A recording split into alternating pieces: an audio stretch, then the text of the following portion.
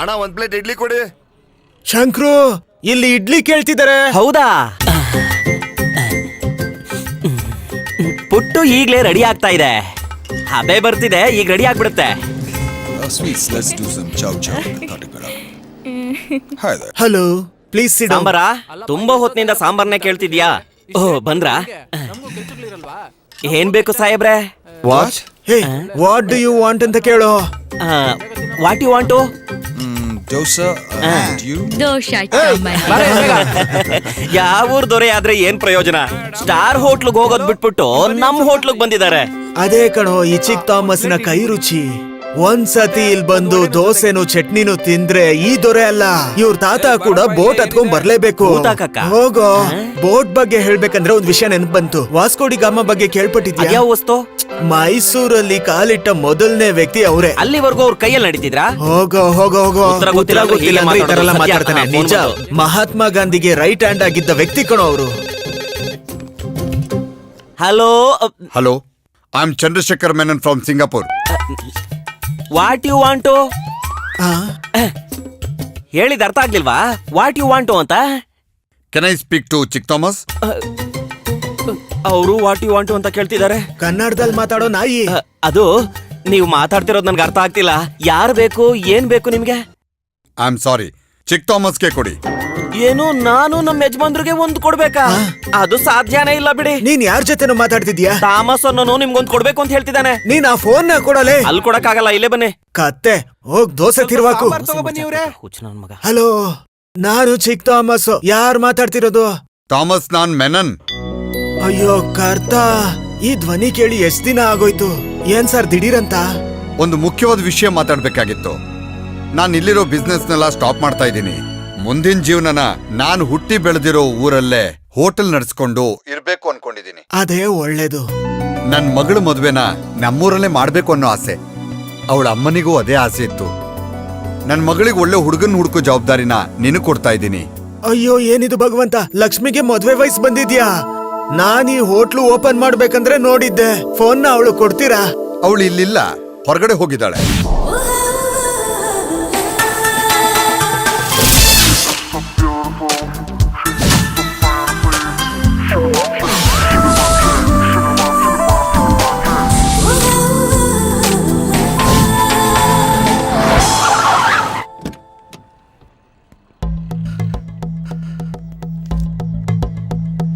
Vaishakh, manager ಬರ್ತಾ ಇದ್ದಾರೆ. Good morning sir. Good morning sir. Good morning. GM ಎಲ್ಲಿದ್ದಾರೆ? Cabin ಅಲ್ಲಿ ಇದ್ದಾರೆ. ಅಯ್ಯೋ ದೇವ್ರೆ, ಮಹೇಶ್ ಸರ್. ಏನಯ್ಯ, ಮಹೇಶ್ ಅವ್ರು ಸತ್ಬಿಟ್ರಾ? ಯಾವಾಗ? ನನಗೆ ಗೊತ್ತಿಲ್ಲ. ನೀವೇನ್ ಹೇಳಕ್ ಬಂದ್ರು ಅದನ್ನ ಮೊದಲು ಹೇಳಿ. ಮತ್ತೇನು, ಮಹೇಶ್ ಸರ್ ಸಿಂಗಾಪುರ್ ಅಲ್ಲಿರೋ ಎಲ್ಲಾ ಬಿಸ್ನೆಸ್ ಕ್ಲೋಸ್ ಮಾಡಿ ಬೆಂಗಳೂರಿಗೆ ಬರ್ತಾ ಇದಾರಂತೆ. ನಿನ್ಗೆ ಯಾರು ಹೇಳಿದ್ರು? ಇದೇ ಎದುರುಗಡೆ ಇರೋ ಹೋಟೆಲ್ ಚಿಕ್ ಥಾಮಸ್. ಇಷ್ಟು ದಿನ ನಾವ್ ಈ ಹೋಟ್ಲಲ್ಲಿ ನೀವು ದೊಡ್ಡದಾಗಿ, ನಾನು ಚಿಕ್ಕದಾಗಿ ಮೋಸ ಗೀಸ ಮಾಡಿದ್ರೆ ನಾವು ಜೀವನ ಮಾಡ್ತಿದ್ದು. ಮತ್ತೆ ಈ ಹೋಟೆಲ್ಗೋಸ್ಕರ ನಾವು ಭಿಕ್ಷೆ ಬೇಡ್ಕೊಂಡು ಹೋಗ್ಬೇಕಲ್ವಾ? ಅಯ್ಯೋ ದೇವ್ರೆ. ನೋಡಿ, ನೀವ್ ಈಗ್ಲೇ ಅವನಿಗೆ ಫೋನ್ ಮಾಡಿ ಮಹೇಶ್ ಮನ್ಸಲ್ಲಿ ಆತರ ಏನಾದ್ರೂ ಇದೆಯಾ ಅಂತ ಕೇಳಿ ನೋಡಿ. ಹೇಗೋ ನಿಮ್ ಹುಡುಗನ್ನ ಸಿಂಗಾಪುರ್ ಕಳ್ಸಿ ಕೃಷ್ಣ ಮೋಹನನ್ ಹತ್ರ GM ಮಾಡಿ ತುಂಬಾ ಒಳ್ಳೆ ಕೆಲಸ ಮಾಡ್ಬಿಟ್ರಿ. ಹಲೋ. ಹಾ ಮಗನೇ, ನಾನೇ ಕಣ. ನೀವೇಂತಕ್ ಫೋನ್ ಮಾಡಿದೀರಾ ಅಂತ ಅರ್ಥ ಆಗಿದೆ. ನೀವ್ ಕೇಳ್ಪಟ್ಟಿದ್ದೆಲ್ಲ ನಿಜಾನೇ. ಮಹೇಶ್ ಸರ್ ದಿಢೀರಂತ ಈ ತರ ನಿರ್ಧಾರ ಮಾಡ್ತಾರಂತ ನಾನು ಅನ್ಕೊಂಡಿರ್ಲಿಲ್ಲ. ಅದ್ರ ಬಗ್ಗೆ ಯೋಚನೆ ಮಾಡಿ ನೀವು ಚಿಂತೆ ಮಾಡಬೇಡಿ. ಬೇಕಾಗಿರೋ ವಿಷಯಗಳು ಅಗತ್ಯ ಬಂದಾಗ ಮಾಡ್ಕೊಂತೀನಿ. ನೀ ನಿಜವಾಗ್ಲೂ ನನ್ ಮಗನೇ ಕಣ. ನಿನಗಿದೆಲ್ಲ ಯಾವಾಗ ಗೊತ್ತಾಯ್ತಾ? ಆದ್ರೆ ನಾನಿಲ್ಲಿ ಒಂಟಿಯಾಗಿಲ್ವಲ್ಲ. ನನ್ ಕ್ಯಾರೆಕ್ಟರ್ಗೆ ಹೊಂದ್ಕೊಳ್ಳೋ ಅಂತ ಒಬ್ರು ನನಗ್ ಸಿಕ್ಕಿದ್ದಾರೆ. ಆಫೀಸಲ್ಲಿ ಚೀಫ್ ಅಕೌಂಟೆಂಟ್. ನಾನೇ ಮಹೇಶ್ ಸರ್ಗೆ ಅವ್ರನ್ನ ಪರಿಚಯ ಮಾಡಿಸಿದ್ದು. ನೌ ಈ is my best friend. North India ಅವನೇ, ಒನ್ ಮಿಸ್ಟರ್ ಗಾವಿನ್ ಜೋಸಫ್. कौन है यार फोन पर? ಸರಿ ಅಪ್ಪ, ಮೈ ಫಾದರ್. ನಾನ್ ಹೇಳಿದ ವಿಷಯ ಎಲ್ಲ ಬೇಗ ನಡಿಬೇಕು. मैं हमेशा तुम्हारे साथ हूं, पर मुझे पैसे चाहिए. कंडीशन याद है ना? ಯಾ 50-50. ಖಂಡಿತ, ಏನ್ ಬೇಕಿದ್ರು ಕೊಡ್ತೀನಿ. ಆದ್ರೆ ಮಹೇಶ್ ಊರಿಗೆ ಬರಬಾರ್ದು. डोंट वरी, मेनोन को मैं संभाल लूंगा. ಮಹೇಶ್ ಸರ್, ಇಲ್ಲಿ ಪೊಲೀಸ್ ರೈಡ್ ನಡೀತಿದೆ. ನಡೀಲಿ ಬಿಡು, ನಮ್ದೆಲ್ಲ ಕ್ಲಿಯರ್ ಆಗೇ ಇರತ್ತೆ. ಯಾಕೆ ಟೆನ್ಷನು? ನಾನೀಗ ಬರ್ತೀನಿ. ಏನಾಯ್ತು? ಅದು ಬಿಸ್ನೆಸ್ ಎಲ್ಲ ಸ್ಟಾಪ್ ಮಾಡಿ ಊರಿಗೆ ಹೊರಟಿರೋದು ಗೌರ್ಮೆಂಟಿಗೆ ಡೌಟು. ಅದಕ್ಕೆ ಸರ್ಚ್ ಇರಬೇಕು. ಏನಾದ್ರೂ ಸಮಸ್ಯೆನಾ? ಹೇ ನಥಿಂಗ್, ನಾನು ಹೋಗಿ ಬರ್ತೀನಿ.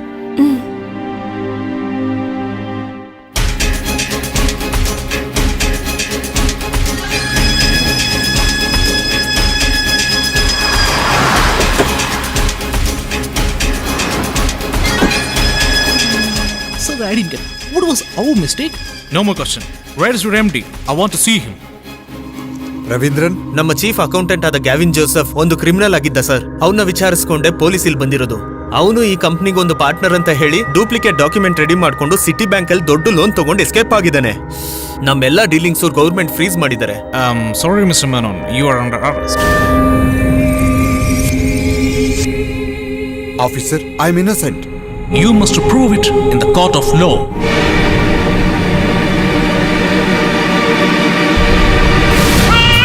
Hello Ravi sahab, Gavin Joseph Malaysia से. ಹಲೋ ಗಾವಿನ್ ಜಿ, ಎಲ್ಲ ಸಕ್ಸಸ್ ಆಗಿದೆ. ಮಹೇಶ್ ಹೊರ್ಗಿನ ಪ್ರಪಂಚ ನೋಡೋದಕ್ಕಾಗಲ್ಲ. मेरा कंडीशन नहीं भूलना. ಓಕೆ, ಎಲ್ಲ ಹೇಳ್ದಂಗೆ ಮಾಡ್ತೀನಿ. 50-50. ओके. ಇಂಥ ಪರಿಸ್ಥಿತಿಯಲ್ಲಿ ಟೆನ್ಷನ್ ಆಗಿರಬಾರ್ದು. ಹೇಗೆ ಅಪ್ಪನ ಹೊರಗೆ ತೆಗೆಯೋದು ಅಂತ ಯೋಚನೆ ಮಾಡೋಣ. ಇಂಡಿಯನ್ ಮನಿ ಸುಮಾರು 10 ಕೋಟಿ ರೂಪಾಯಿ ಕೋರ್ಟಲ್ಲಿ ಕಟ್ಟಿದ್ರೇನೆ ಅವ್ರಿಗೆ ಜಾಮೀನ್ ಸಿಗೋದು. ನಾನಿಲ್ಲಿ ತುಂಬಾ ಜನದ ಹತ್ರ ಮಾತಾಡಿದೆ.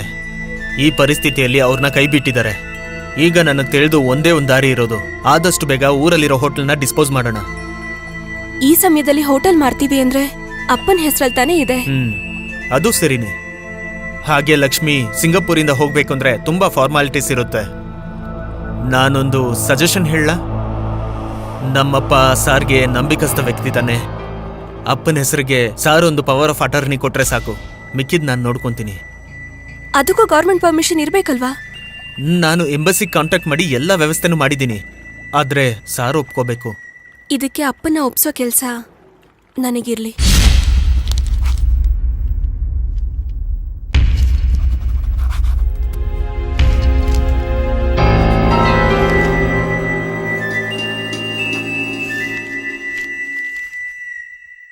ನನ್ನ ಮಗಳಿಗೋಸ್ಕರ ಸೇಫ್ಟಿ ಮಾಡಿದ್ದು, ಅಪ್ಪಂಗೋಸ್ಕರ ಈಗ ಕಳ್ಕೊಂತಿದ್ಯಾ?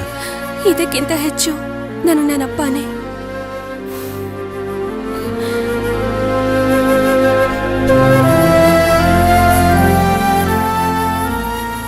ಆದಷ್ಟು ಬೇಗ ಹೋಟೆಲ್ನ ಮಾರಿ ನಾನು ದುಡ್ಡು ತಗೊಂಡ್ಬರ್ತೀನಿ ಸರ್. ನಿಮ್ನ ಖಂಡಿತ ಇಲ್ಲಿಂದ ರಿಲೀಸ್ ಮಾಡಿಸ್ತೀನಿ.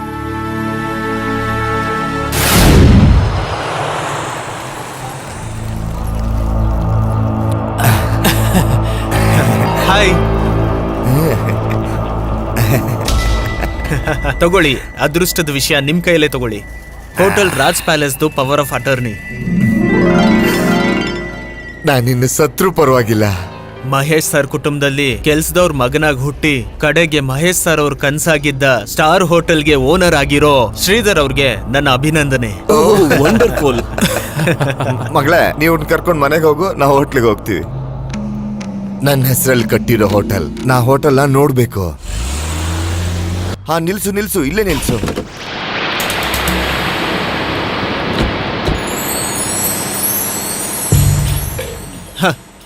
ನೀವೇನ್ ಹೀಗ್ ನೋಡ್ತಿದ್ದೀರಾ ಮೊದಲನೇ ಸತಿ ತರ? ಕಳೆದ 10 ವರ್ಷದಿಂದ ಈ ಹೋಟೆಲ್ ನೋಡ್ತಾನೆ ಇದ್ದೆ, ಆದ್ರೆ ಇಷ್ಟು ಚೆನ್ನಾಗಿ ನನಗ್ ಕಾಣಿಸೇ ಇಲ್ಲ. ನಮ್ ಸ್ವಂತ ಆಗೋವಾಗ ಎಲ್ಲಾನು ಸುಂದರವಾಗೇ ಕಾಣಿಸುತ್ತೆ. ಆದ್ರೆ ಏನ್ ಪ್ರಯೋಜನ? ಶನಿ ತರ ಅಂಗಡಿ ಅಲ್ಲೇ ಐತೆ, ಎಲ್ಲ ನಮ್ ಗ್ರಹಚಾರ.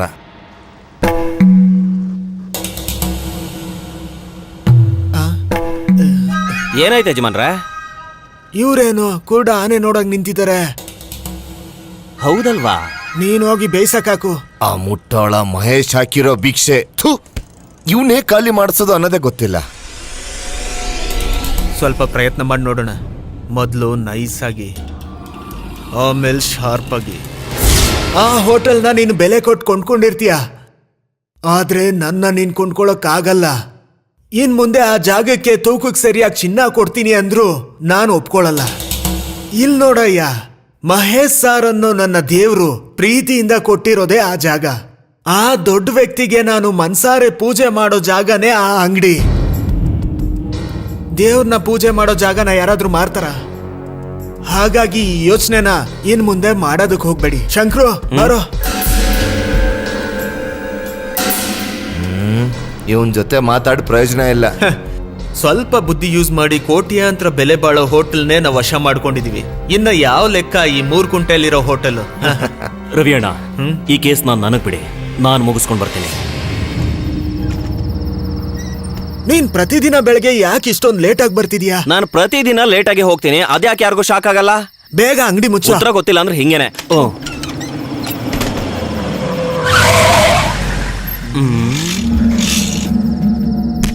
ಟಿಪ್ಪರ್ ವಾಸು ಎಲ್ಲ ಖಾಲಿ ಆಯ್ತು, ಅಂಗಡಿ ಮುಚ್ತಾ ಇದ್ದೀನಿ. ನಾನೇ ಕೊನೆದಾಗ ಎಲ್ಲ ಮುಚ್ಚೋಗೋಣ ಅಂತ ಬಂದೆ. ಆ ಹೋಟ್ಲು ಓನರು ಈ ಚಿಕ್ಕ ಹೋಟ್ಲಿಗೆ ಒಳ್ಳೆ ರೇಟ್ ಕೊಟ್ಟಿದಾರಲ್ಲ ಚಿಕ್ಕ ಥಾಮಸ್ ಅಣ್ಣ. ಈಗ ನೀನು ಬಾಯಿ ಮುಚ್ಕೊಂಡು ಈ ಹೋಟೆಲ್ನ ಖಾಲಿ ಮಾಡ್ಲಿಲ್ಲ ಅಂದ್ರೆ ಅಣ್ಣ ಇದ್ರಲ್ಲಿ ಸ್ವಲ್ಪ ಸೈನ್ ಹಾಕೊಡಿ. ಏನಿದು? ಇಲ್ಲಿರೋ ಎಲ್ಲ ಜಾಗನೂ ನನಗೂ ನಾನು ಹೇಳೋ ವ್ಯಕ್ತಿಗೂ ನಿಜವಾಗ್ಲೂ ಕೊಡ್ತಾ ಇದ್ದೀನಿ ಅಂತ, ಅದಕ್ಕೆ ಫುಲ್ ಕ್ಯಾಶ್ ನ ಅಡ್ವಾನ್ಸ್ ಆಗಿ ತಗೊಂಡಿದ್ದೀನಿ ಅಂತ ಇದ್ರಲ್ಲಿ ಬರ್ದವ್ರೆ. ಸೈನ್ ಹಾಕೋಣ, ಸೈನ್ ಹಾಕ. ನನ್ ಪ್ರಾಣ ಇರೋವರೆಗೂ ನಾನು ಇದ್ರಲ್ಲಿ ಸೈನ್ ಮಾಡಲ್ಲ.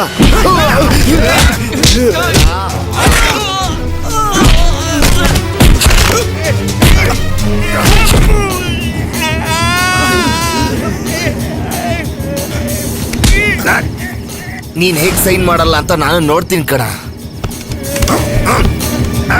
ಹಾಕೋ ಹಾಕೋ, ಇಲ್ಲ ಹಾಕೋ.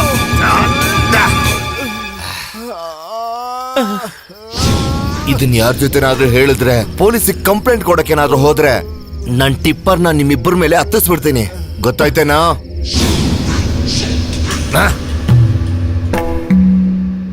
ಕೃಷ್ಣ ಮೋಹನ್ ಹತ್ರ ಹೇಳ್ಬಾರ್ದಾ? ಇಂಥ ಒಂದು ವಿಷಯ ನಡೀತು ಅಂತ ಕೃಷ್ಣ ಮೋಹನ್ಗೆ ಗೊತ್ತಾಗ್ಬಾರ್ದು.